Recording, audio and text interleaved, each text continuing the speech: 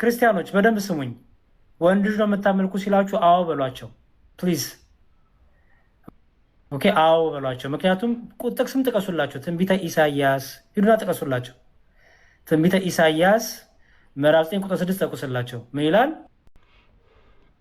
ኦኬ በጣም ጥሩ። መዝሙረ ያሬድ ምንም ችግር የለም፣ ማስረጃ መጥቀስ አይጠበቅብህም። ዋናው ነገር ወንድ ልጅ እንደምታመልክ ማመንህ ነው። በመጀመሪያ ደረጃ ሰላሙ አለይኩም ወረህመቱላሂ ወበረካቱ። ወንድምናቶች ቀኑ ጁማ ነው፣ ሰላዋት መውረድን እንዳትረሱ።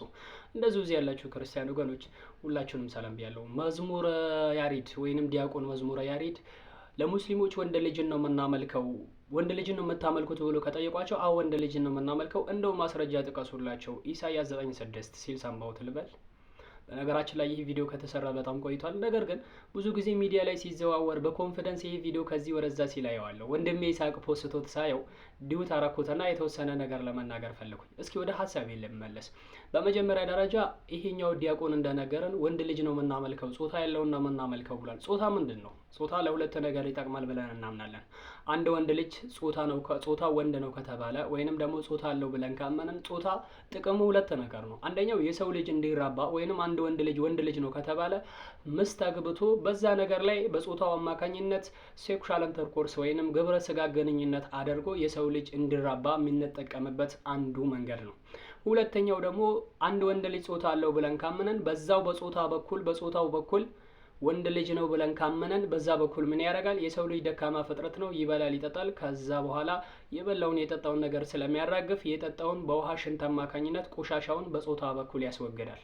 ይሄ የጾታ መገለጫዎች ወይንም የጾታ ጥቅሞች ከሆኑት ውስጥ ሁለቱ ዋና መሰረት ነገራቶች እነዚህ ናቸው። እሺ ኦኬ፣ ምንም ችግር የለም። አምላካችን አላህ አንድ ነገር ይናገራል። ሱረቱል ማኢዳ ላይ ምዕራፍ 5 ከቁጥር 75 ላይ መልመሲሑ ብኑ መርየም ኢላ ረሱሉን ቀድ ኸለት ሚን ቀብሊህ ሩሱል። ኢየሱስ ክርስቶስ ማለት ልክ እንዳለፉ የሆኑ ነቢያቶች ነቢይ እንጂ ሌላ ነገር አይደለም። የቀደምት ነቢያቶች ሰው ናቸው፣ ይበላሉ፣ ይጠጣሉ፣ ሌላ የተለየ ነገር የላቸውም። ቀደምት ነቢያቶችም መልእክተኛ ነቢይ ናቸው። ልክ እንደዛው ክርስቶስም የሰው ልጅ ነው፣ ይበላል፣ ይጠጣልም። እንዳለፉ ነቢያቶችም ሰው ነው፣ ሌላ ነገር አይደለም። አስቀጠለና አንቃጹ ምን ይላል? ወኡሙሁ ሲዲቃ፣ እናቱ በጣም እውነተኛ ነበረች። እናቱ ድንግል ማርያም ወይንም ደግሞ ማርያም አለይሂ ሰላም በጣም እውነተኛ ሰው ነበረች። ካና ያኩላን ጣዓም፣ ሁለቱም እኮ ምግብን ይመገቡ ነበረ። ምግብ የሚበሉ የሚጠጡ ደካማ ፍጥረቶች ነበሩ ብሎ ጌታችን አላህ ነግሮናል።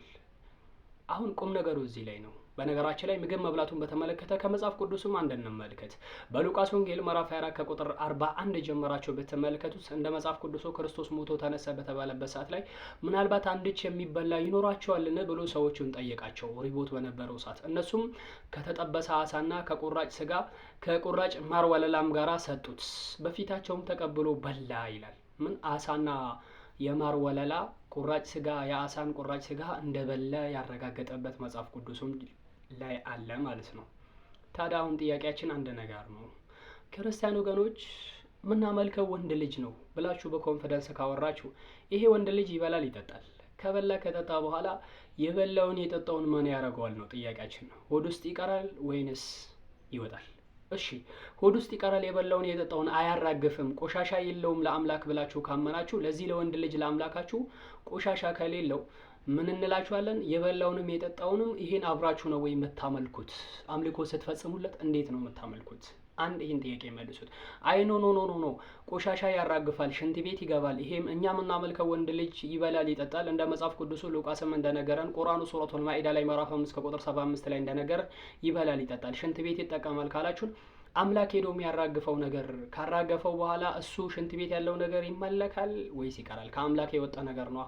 አምላክ በባህሪው የሚመለክ ነገር ነው፣ የሚተው ነገር አይደለም። ይህ ነገር ይመለካል ወይንስ አይመለክም? ይህንን ነገር ጥያቄ እንድትመልሱልን ባይ ነኝ። ዋናው ቁም ነገሩ ወንድ ልጅን ማምለክ ወይንም ሙስሊሞች ወንድ ልጅ ታመልካላችሁ ሲሉን አዎ እናመልካለን ብለን እንናገራለን ከማለት ውጪ ማስተዋልና ማስተንተን ከቻላችሁ ወንድ ልጅ ስታመልኩ እኛ ጥያቄ ስንጠይቃችሁ ይሄ በጾታ በኩል የሚወጡ ነገራቶችን ጨምራችሁ ታመልካላችሁ? አምላካችን አላህ በሱረቱ አንዓም ላይ ምዕራፍ 6 ከቁጥር 15 አካባቢ ወይ 14 አካባቢ ላይ ወሁወ ዩጢም ወላ ዩጣም፣ እሱ ይመግባቸዋል ለራሱ ግን አይመገብም ብሎናል። ጌታችን አላህ የሰው ልጅን ፍጥረትን ደካማ ፍጡር እስከሆነ ድረስ ለመኖር አንዱ ዋስትና ከሆነ ነገር መመገብ፣ መብላት፣ መጠጣት ስለሆነ ያበላናል፣ ያጠጣናል። ለራሱ ግን የሚበላና የሚጠጣ አምላክ አይደለም። ይህ እናንተ የምታመልኩት ወንድ ልጅ እኮ በጣም ደካማ ለመኖር እያለ እየራበው ምግብ እየለመና የአሳ ቁራጭ ስጋ አምላክ የፈጠራትን አሳ ራሱ አምላክ በላት ብላችሁ ውስጥ ታስባላችሁ ወይ? አሳዋን የፈጠራት ማን ነው? ኢየሱስ ነው ብላችሁ ካሰባችሁ ሉቃስ ወንጌል 24:41 አካባቢ ላይ ክርስቶስ አሳ ሲበላ ነበር። ያችን አምላክ የፈጠራትን ፍጡር አምላክ ራሱ መልሶ በላት ብላችሁ ትቀበላላችሁ? እስኪ ይህንን መልሶልን። ወሰላሙ አለይኩም ወረህመቱላሂ ወበረካቱ።